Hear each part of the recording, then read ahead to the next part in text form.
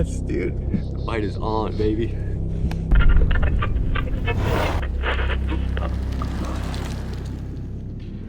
Hi, I'm thinking about you, and I want you to take time for yourself, slow down, and find moments that belong only to you, and may your spirit savor them. Be blessed with all that makes you happy and healthy today and every day.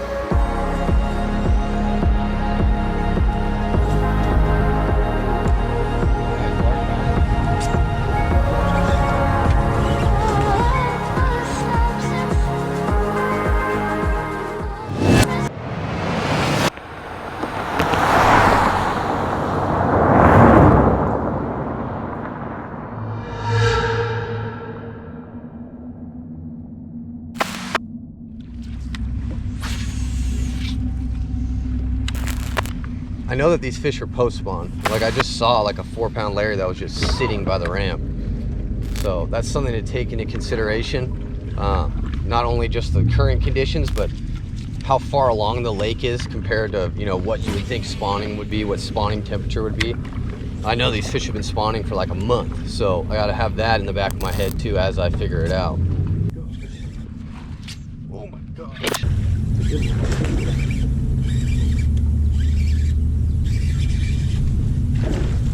Oh, forgot to put my plug in, boys and girls. Got me when I wasn't looking. Just underneath this dock. iRod 754 Gen 2. Best selling iRod of all time. Nice little largemouth to start the trip. Put my plug in now because my boat's floating. Alright, so as my boat drains. Almost lost my computer and a couple pieces of camera equipment, but I got to it just in time. A good inch at the bottom of my boat. Yeah, so that fish came out of the shade of a dock in like 2 feet of water, but hit a frog. Water temp's only 64. But like I was saying earlier, the spawn's a little bit farther along than what the water temperature is going to dictate, I think. I think that most of these fish are spawned out. Like that fish was definitely post-spawn, and he's just hiding in some shade, still shallow, looking for an easy meal. So that's a good sign that they'll eat a frog. That was cool, dude. I watched him come up and eat it. Just slurped it. It's a nice one.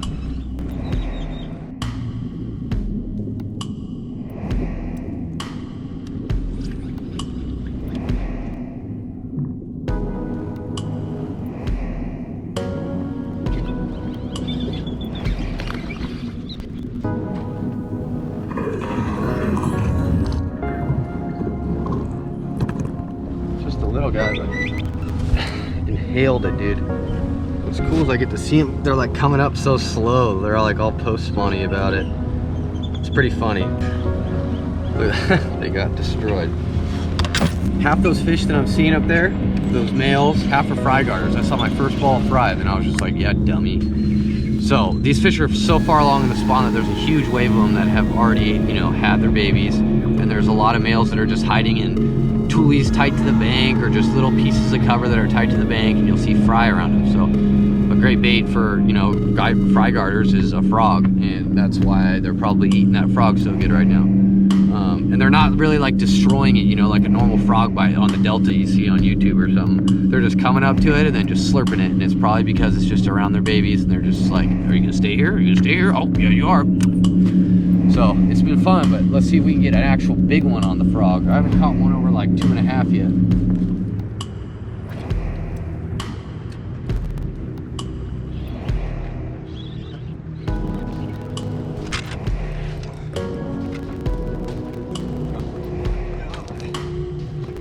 On the worm, dude.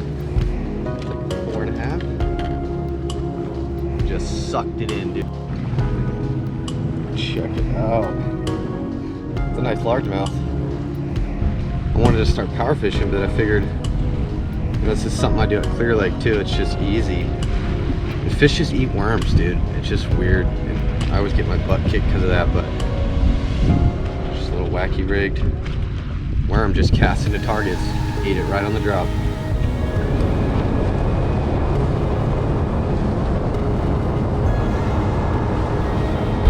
Alright guys, had had to step away from the generator. Back to vlogging. I don't really like vlogging. I don't really like talking to the camera. Finally picked me up a generator, which is super cool. Now I don't have to find somewhere to steal power from. Now I can just get power here and just find abandoned parking lots like I have and just charge my boat batteries so that I don't have to worry about conserving my trolling motor. Now we're styling. So, you know, the bite's been decently good. Traffic today was pretty horrendous on the lake. There's a ton of boats.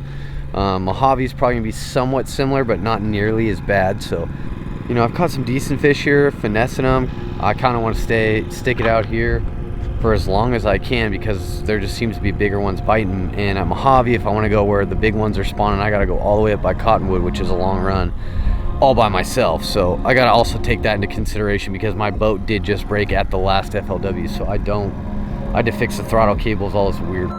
So I'm excited. A lot of fish catching action. I'll tell you guys exactly what I'm throwing. You know, hopefully we can put down the spinner rod a little bit. I'm gonna go back up the river tomorrow. All right. Here's the humble abode. Yeah, she gonna blow any day now. Any day. All right, you guys. Sun's coming up. I feel like I'm late, but it's only 6:15. So we're gonna go up towards the mouth of the river. This morning deal is definitely our best chance at getting a fish on a reaction bait. So we got some wind today, which might help the reaction bait bite a little bit. And yesterday the water temp was 72 at the end of the day. So everything can change today. They don't really want to chase too much, the majority of them. But then obviously you still got fish that are pre-spawn. You still got fish that are healthy that will eat a bait. It's just it's havasu. So let's go see what we can do. That chin week is the deal, dude. Let's see if these havasu bass like it. It's like a cross between like a buzz jet and like a buckeye, you know, old style school wake bait. So like makes a lot of noise, has a little prop on the back. She bad.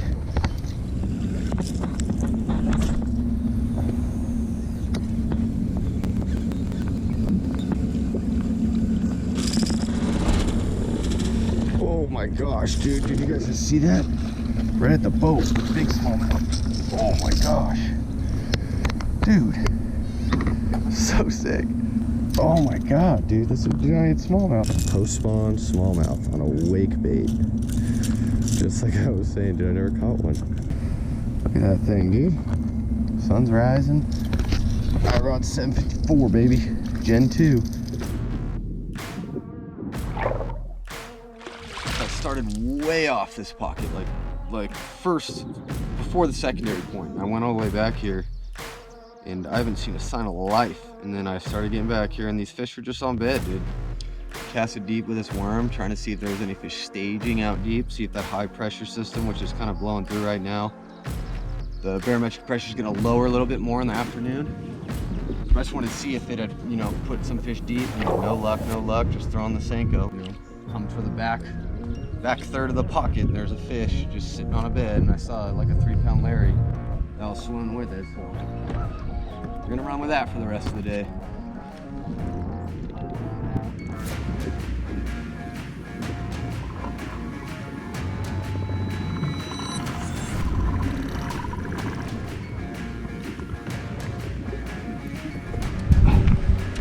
Okay, he wasn't that big, but pieces are coming together. Decent little guy though. Take him in the tournament, 3-pounder.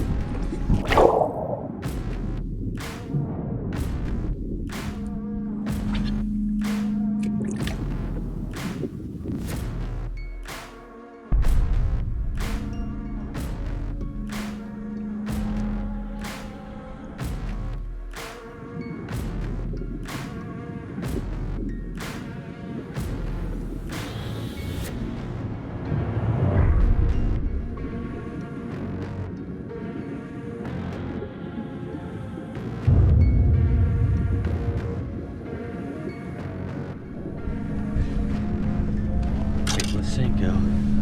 It's like a 5-pounder. Skin hook, dude. Look at that, just came out. Slow and steady with the weightless Senko. It's a good one.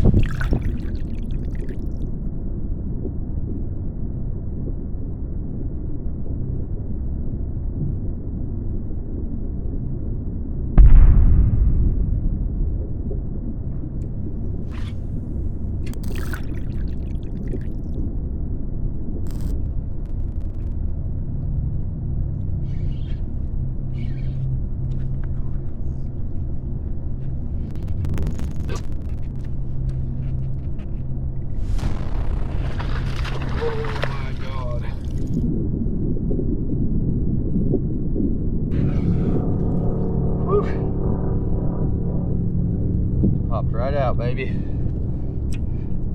Like a 3.5. The weightless Senko strikes again. It's hot out, dude. We're figuring out this weightless Senko game. It takes a lot of patience, but it's yielded my 2 best fish. Other than that smallmouth early in the morning, those are my 2 best fish, came on that weightless Senko. So I'll put the link in the description. The color I use, this is the one color you need, dude. This will work all over the country. I know a lot of pros that throw it all over the country. It used to be called green pumpkin amber laminate, but I think they changed it and put it in the regular Senkos on Tackle Warehouse, so I'll put the link down below. I mean, dude, it works in clear water, dirty water. It's like brown green with purple and green flake. It's a bitchin' little colored worm. So definitely, if you were to pick one colored Senko other than green pumpkin, that's a good one.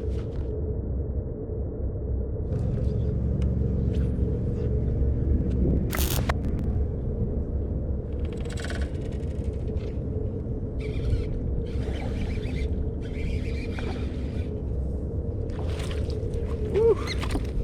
Oh yeah, it's like a 4. Oh, tackle gone, baby. God damn. All right. First big frogfish. The technique that I like to do a lot is throw a chatterbait. I think the biggest travesty in the fishing world right now is that everybody thinks that you just have to throw a jackhammer. It's just like a crankbait, dude. There's different types that are better for different situations. Oh, it's a good one, dude. And then like I was telling you too, that jackhammer rises a lot. Casso Shockblade Pro is becoming a big part of my arsenal, just because number one, it's got that aluminum blade, so it vibrates at a different frequency and you can go way slower. And then a big thing for me too is when you're throwing a chatterbait, if you can rip it and it can do crazy stuff, make those fish react, if say they were tracking it or they're not interested at all. This thing, dude, is like a jerk bait. Oh my God, dude. Check it out. It's a big boy. EWG, dude. Well, I'm telling you, don't sleep on this Shockblade. Shockblade Pro. Yeah, it's real post-spawny, so I don't want to hurt it, so I'm going to release it. Alright, so earlier, when I caught that first, like 4.5, I don't remember how big it was. It was a good one. First good one. It spit up like a bunch of crawdads. But this is my go-to chatterbait trailer. I'm letting you in on all the juice right now. Crawfather by Missile Baits. And I've literally probably cast this 5 times and it just got that good largemouth on it. So I'm excited. One of my new favorite baits, the Shockblade Pro, 3/4 ounce, got EWG with the Missile Baits Crawfather.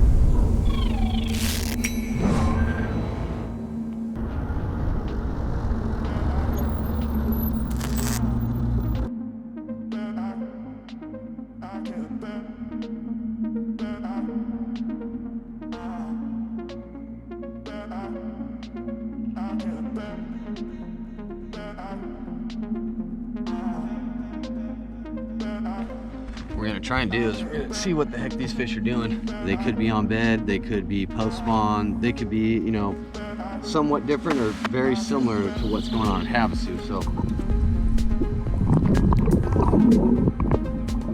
just throw my weight off, dude. Oh man. Long skinny one, probably a male. It's a boy. So pretty much all I'm doing, just because these fish are being so weird, dude. With all these weather systems moving in and them wanting to spawn so bad, they're kind of just roaming the deeper parts of spawning pockets. So the largemouth to me today have been non-existent. Like I have no freaking clue where those things are. I'll see one that come out of a bush every once in a while, but they're just like little males. But I've kind of figured out where the smallmouth are, and they're just kind of sitting on these points leading into spawning pockets. And essentially all I'm doing is I'm just going down the bank with a Senko or a drop shot with a heavy weight. Drop shot's got a 3/8 ounce. And then the Nico rig Senko has probably about a quarter screw lock. Basically just cast it out there, let it sit on the bottom for a second, and anywhere from 15 to 20, depending on where you find the sweet spot on that certain bank. Don't let it sit there for too long. You know, this water's so clear that these fish, what they do is they see it falling through the water column, and they'll come from a long ways away just to eat it. So you don't have to worry too much about wiggling it in the spot to try and get them to bite. They're aggressive right now. All you really got to do is just keep covering water and hope that you either land on a bed or you find a roaming female or male that's just doing weird stuff today because of the weather. Pull her up. Post spawned. Interesting. So I think that this is like an 1/8 ounce. I was going with like 3/32. And I like these better than the nail weights because the nail weights just kind of like, look, I'll show you. So you put this on, right? Screw it on. There's that. So you see how loose that side still is? See how wiggly? And then once you put the nail weight in, look, it's kind of like stiff all the way up to there. See, I can hold this right here and it's still wiggly. I don't know if it's a real theory, but I like these better just because it keeps the action of the worm better than a standard, 3/32 nail weight. Yes, that's hidden, but this is the part that's in the mud, in the dirt, in the silt. So pick your poison, God dang it, dude. This is the best smallmouth I've caught, and I thought I had my go. But he slobbered it, dude. Right there, 610. Favorite spinning rod, dude. Dude, just like inhaled this thing. Like I felt him, like, oh my god. This is like freaking giant, dude. Ooh. It's a big old smallmouth. Go check it out. That worm, dude. I felt him just put slack into the line. Oh, this is gonna be fun to get out. But look at that thing. It's like a 4.5.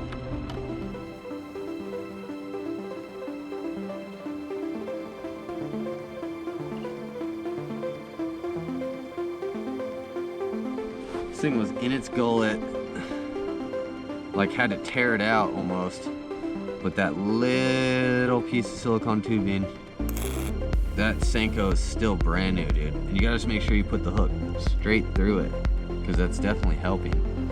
But this worm, even with a standard O-ring, you'd only get like 2 to 5 fish out of it. This is number 5 and it still looks brand new, so we're just gonna retie the leader.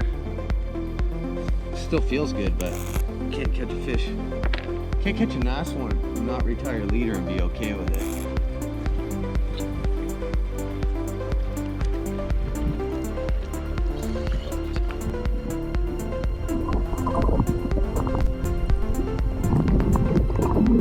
Another solid one, the green pumpkin chartreuse Senko.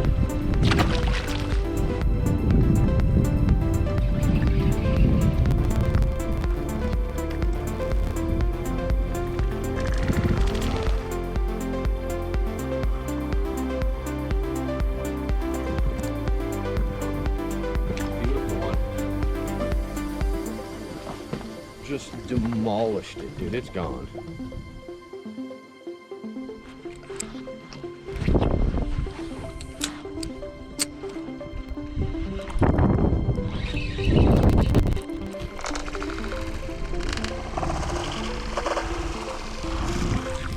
What the hell did he just spit out of his mouth? We're gonna see that in a second. Okay, this is why you need to use the net with drop shots. I just don't see where he went.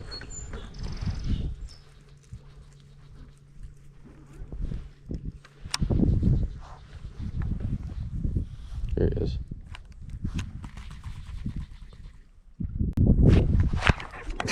First cast with the jig.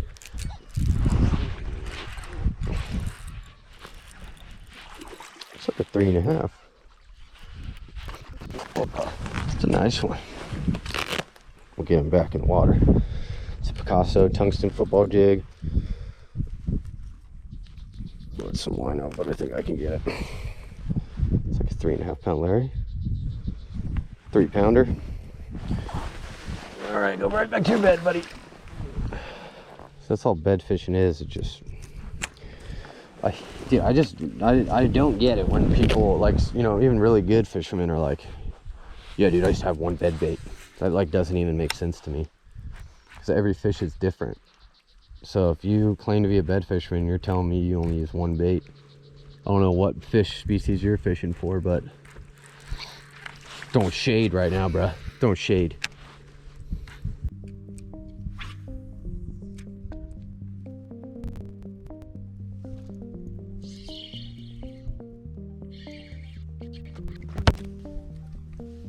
This fish is literally 16 inches, 3 pounds. Oh, the old worm again.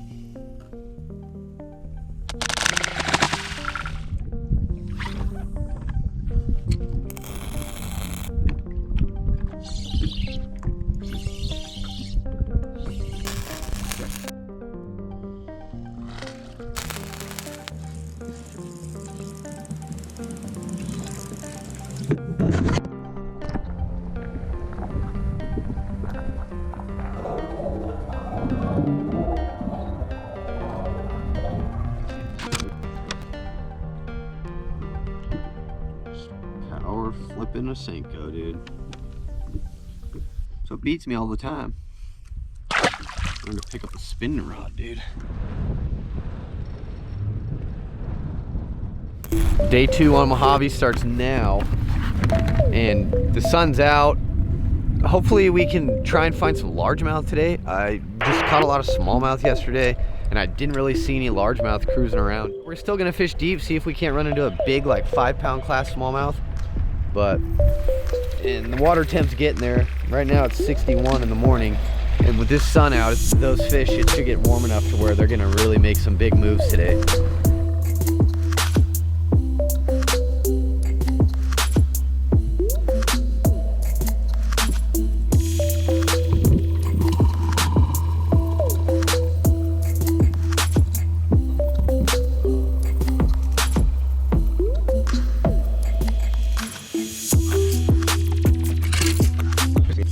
Here just cruising. It's funny how pissed off like bedding smallmouth are, dude. Like I got right on top of it on accident, and I almost got it to eat something for me just like sitting on top of it.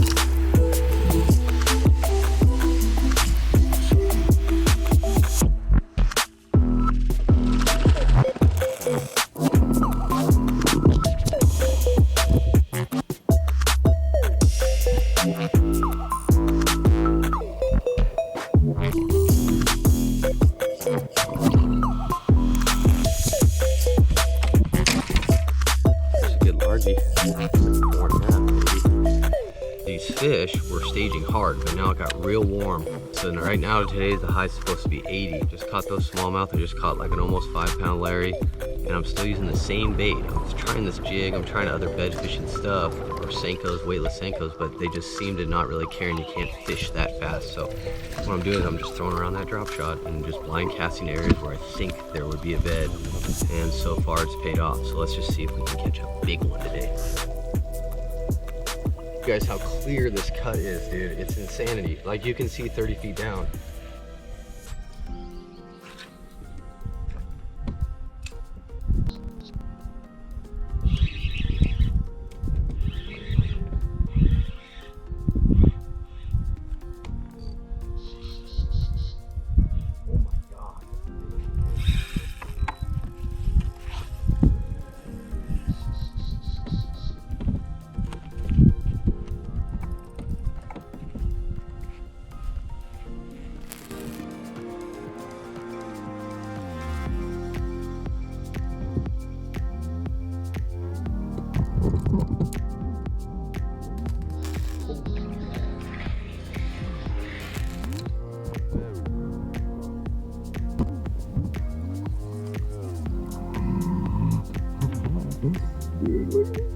Yes,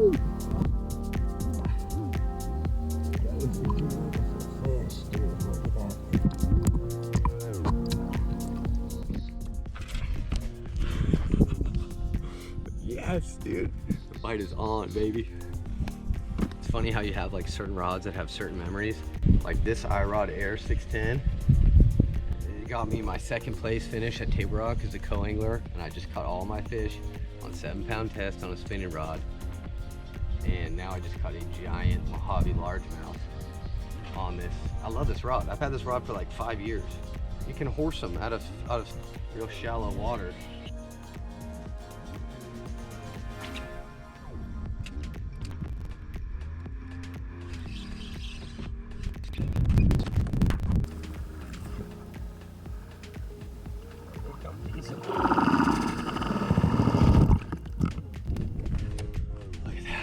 That's a good smallmouth.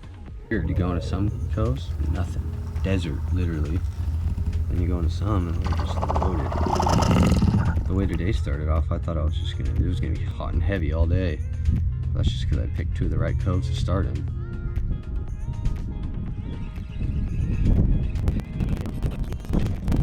Just the day's just been fish here, fish there. Nothing special. Are you kidding me?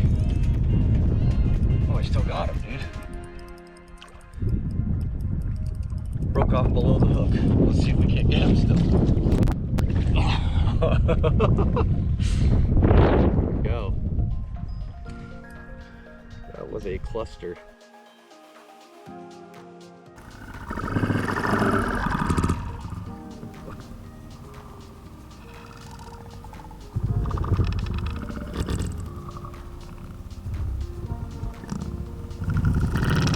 Throw the glide bait by that tree about 9 times when I finally caught one on a spinning rod again, dude.